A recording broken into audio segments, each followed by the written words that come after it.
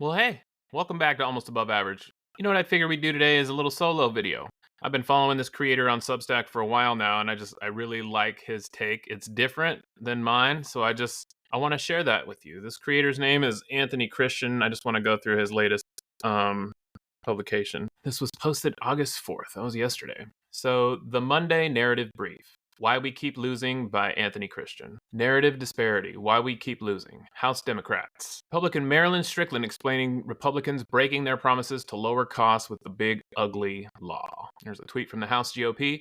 Unchecked, unvetted, out of control, this is lawlessness. This is not just a messaging gap. It's a war for the public mind, and one side showed up armed. All right. The language divide. One side speaks power, the other hopes you'll listen. What we are seeing, the House GOP isn't just messaging. They're dominating the entire narrative terrain, using emotionally loaded, militarized, declarative language designed to seize attention and reframe reality. Meanwhile, House Democrats are posting content that feels like it was workshopped by a committee of interns afraid to offend a donor. This is the problem. Scroll their social feeds, compare side by side. One side is fighting a war, the other is writing a brochure. That would be the Democrats. We will not win a damn thing until this changes. Whoever is running the House Dems Twitter and Blue Sky accounts needs to be fired. Full stop. If they think those posts are going to move the needle in 2025, they do not understand the moment we're in. And if leadership is nodding along, they don't either. I'm going to keep saying this until it breaks through because it has to.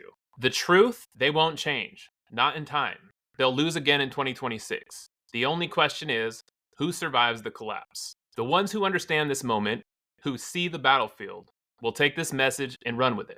Everyone else will vanish under a pile of polite press releases and donor-tested talking points. There is no magic headline coming to save the Democrats from themselves. No turning point that will wake them up. Nothing. We're not preparing for a comeback. We're preparing for a prolonged occupation, which means seeding action now, building new muscle now, and finding the next fighters now. This is how we survive, and this is how we win later. There's a couple tweets. Here's a tweet from the House Democrats account. Looks like it's it's a tweet. On today's Democratic Daily Download, Republican Marilyn Strickland explains how Republicans are breaking their promise to lower costs with a big ugly law that makes life more expensive. So that post, there's no teeth in that post. There's nothing. That is not effective messaging, in my opinion. Here's another post by the House Democrats.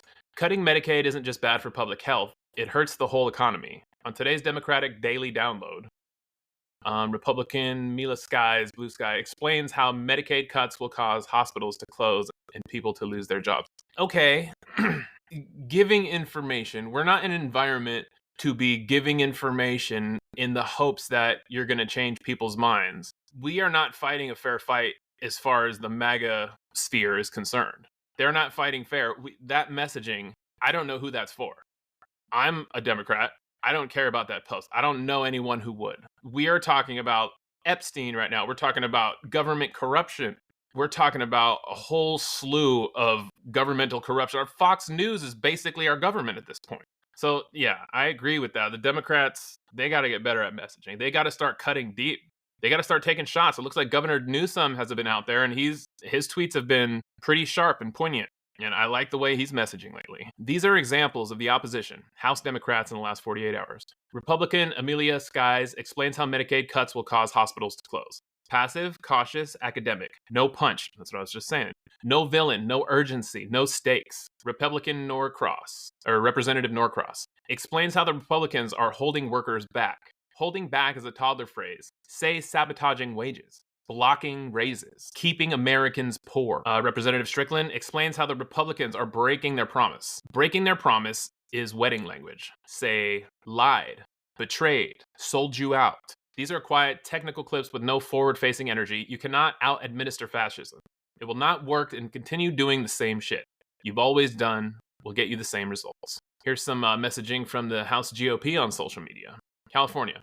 At the Ronald Reagan Presidential Library, Chairman Representative Jason Smith and Ways and Means GOP heard firsthand from farmers, small business owners, and manufacturers about how one big, beautiful bill will unleash American economic greatness and deliver prosperity.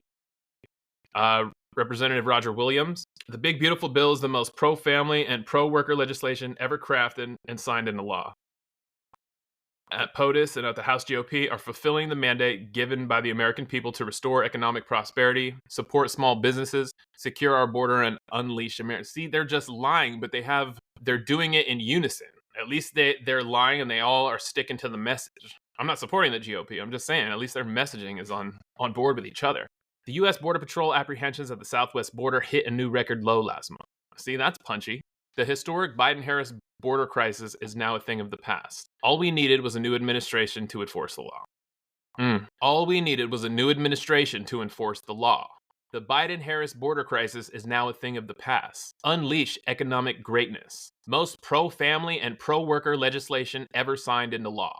Mandate from the American people. See how their messaging is just simple phrases that people will remember and they'll associate with the GOP doing a good job. But their messaging is clear. It's just say simple shit that people connect with. That's my opinion. This is emotional, heroic, commanding. It assumes the win and punishes dissent.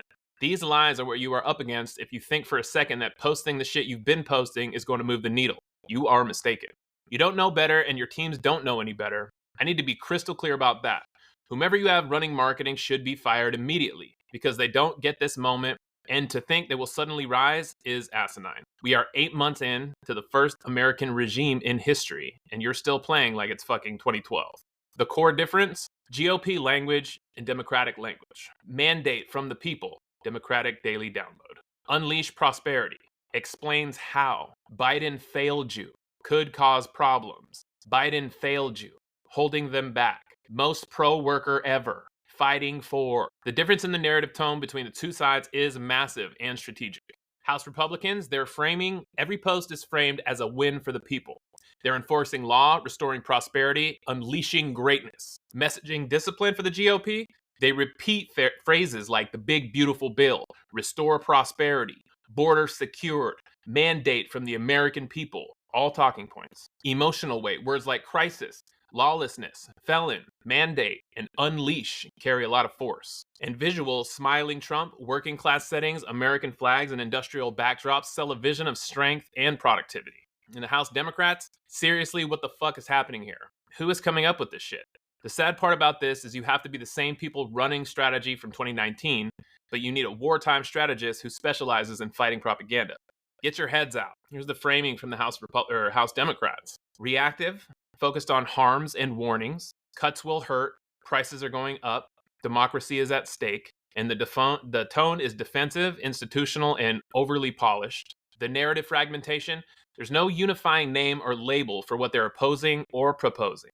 Every single comment should name the GOP and their elected leaders. And they're missing urgency. Videos feel like internal memos. There's no call to arms, no enemy named, and no emotion evoked. The audience is not built for working class attention spans. It's content for committees and not communities. The viral clips we get are committee moments or floor moments. The rest is shit. And what this means, narrative power isn't just about facts, it's about frame and force. The regime doesn't waste people's time begging people to understand. They straight up spit in your face and tell you what it is, repeat it, and dare you to challenge it. You cannot infect the minds of persuadables to suddenly vote for your guy if you're afraid to name the problem. The Democrats, still using the word explain in a propaganda war. The regime is running a declaration machine.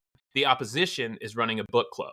That's powerful. That's kind of why I wanted to share this with everyone.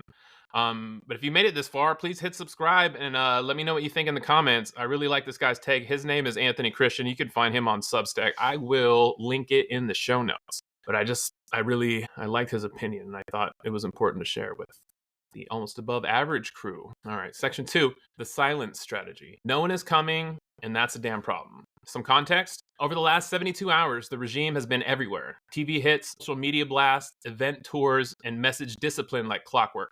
They run circles around the Democrats, and this is for a reason. And the Democrats, crickets. No top brass interviews, no sustained messaging, not even reactive pressure. The most telling sign, no Democratic surrogates appear on the Sunday news, on the Sunday shows. Again, don't tell me you saw one leader and that's your gotcha, because I'm talking about coordinated pressure from the only opposition in power right now. And what this silence signals, number 1, narrative surrender. You don't get to frame the future if you're too scared to speak in the present. Number 2, vacuum of leadership. When the electeds vanish, panic spreads. The base fills the void with chaos, disinformation, or worse, nothing. It's not different than the 2024 election results. All it's doing is spreading inside our own bubble. It's been this way since 2016. And number 3, the performance gap. Trump world is acting like it runs the country, because it does. The Democrats are acting like it's still in student government. And the strategy anchor, use the phrase the great silence to describe this vacuum, because that's what it is. Our influencers use the right language, but it ends there. Because leadership is on the House floor yelling, and when the first camera is in their face, it's the high school student council tone. They call it message discipline. We call it cowardice disguised as caution. I agree with that so much. The Democrats, they come out and they're way too polished. They're just, they want to be too nice. And I think that's my biggest problem. It's like the other side isn't being nice. They're being corrupt and they're being brazen. They're doing whatever they want. So the Democratic side, you can't oppose that with reason and logic. You can't approach the American people like, yeah, I know they're burning everything down and torching our Constitution, but we still need to stand on our principles and our morals. Like, I get that, but we're not going to win that way. We have to fight like they fight, or worse. I don't think we need to break laws like they do, but our messaging needs to be sharper. We need to cut deeper. The great silence is what happens when a political party trades its voice for access and gets neither. Section 3, use the damn base. The power you ignore is the power you deserve to lose. For context, you've got millions of people pissed off, fired up, and paying attention. But instead of being mobilized, they're being managed. And that's the problem. The base isn't just a source of donations or retweets. It's a weapon. But right now, it's sitting in the sheath, while the other side swings nonstop. Watch a single interview.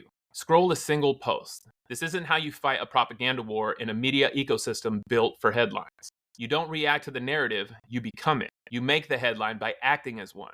And let's be honest, every single bill this regime has passed, every budget, every amendment, every clause in the SAVE Act or the crypto bill only passed because Democrats helped them do it. These aren't one-offs. They're pieces of a consolidation blueprint. Some suggested strategic rules for using the base. Number 1, stop posting for applause. Start posting for pressure. Viral doesn't mean valuable. The only metric that matters, did it change something? Number 2, train the base to flood, not flatter. Call to action means targeted tags, quote tweets, real asks, no more like and share. Train people to say, 1,000 children died waiting for aid. Where are you? Number 3, don't compete with the base. Coordinate it. Influencers, organizers, and electeds shouldn't fight for clout. They should sync messages like a live fire drill. Drop scripts, share talking points, move as one. Let the base be emotional. Rage is fuel. Grief is gravity. If your message is sanitized for donors, you've already lost. Give people a script that lets them cry, yell, demand, and still land a blow. Number 5, seed one message a day, then point all eyes to it. One story, one villain. One question every leader has to answer. That's how you win the day. The regime posts to dominate, and the Dems post to inform. One wins the day, the other doesn't even show up. The story isn't theirs unless we let them write it. Use the base or lose the war. This was the first narrative brief, and it was a pain in the ass to get out. It could have been 10 pages long and filled with actionable narratives, but see, it's not the base that needs these things. It's the number 2 party in power. And if you've made it this far, this work is independent, unfiltered, and unapologetically focused on the truth, not what donors or party consultants want to hear. There are no corporate sponsors, no PACs, no team of editors messaging the message, just strategy, clarity, and guts. Publish week after week to help people fight smarter. If you want to help amplify this work and build the infrastructure to fight disinformation and disconnection, becoming a paid member, subscriber, blah, blah, blah. So yeah, I'm going to link him in the show notes, but I just wanted to share that with everyone. I thought he had a really interesting take on the messaging war that is happening, and I think he's 100% correct. The Democrats are not messaging effectively. When I see, some of the Democrats that I follow that I respect, all their posts are the same. They're just trying to give information and make everybody feel better. When what's going to make me feel better is when I start seeing these guys fight back the way Gavin Newsom is doing right now. If you look at his Twitter feed, he's quote tweeting to Trump, to some of his other sycophants with fire. He's bringing teeth to this fight.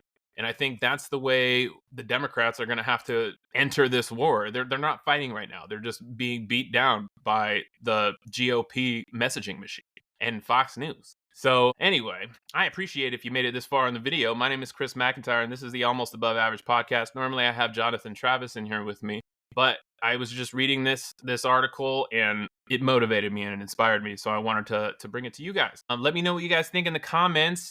Please hit subscribe. We're trying to build a pro-democracy channel like a lot of the other pro-democracy channels that are out there. I've been doing this for a couple years now. We're starting to get a little bit of traction. I would super appreciate if you did subscribe and share some of this stuff. Leave a comment. I'd love to respond to them in the comment section. But yeah, we'll see you on the next video. My name is Chris McIntyre, Almost Above Average. Peace.